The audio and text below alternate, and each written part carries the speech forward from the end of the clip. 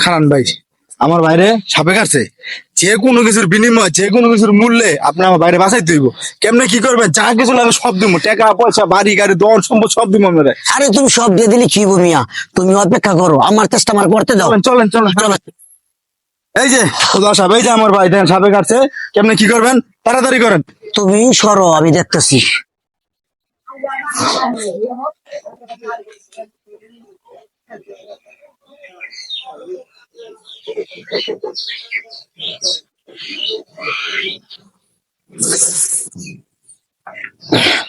ভয়ঙ্কর, মারাত্মক ভয়ঙ্কর, ভয়ঙ্কর সাপ, অনেক বিষাক্ত সাপ। তাহলে কি আমার ভাই বাঁচবে না? দেখো অবশ্য আমার ভাইকে কত বিষাক্ত সাপে কামড় দিয়েছে। রাসেল ভাইপো, বিষাক্ত সাপ, অনেক বিষাক্ত, যা আমার দ্বারা সম্ভব না ওর চিকিৎসা করা। আমি সেলুট জানাই, আমি পারবো না, আমি পারবো না। এই বিষাক্ত সাপের থেকে আমি বাঁচতে পারবো না, নিজেকেও বাঁচাতে পারবো না, আমি পারবো না ওকে। শোনো বৎস, কলার ভেড়াই না নদীতে ভাসিয়ে দাও। আল্লাহ যদি চাহে তাহলে নিশ্চয়ই ফিরে আসতে পারে।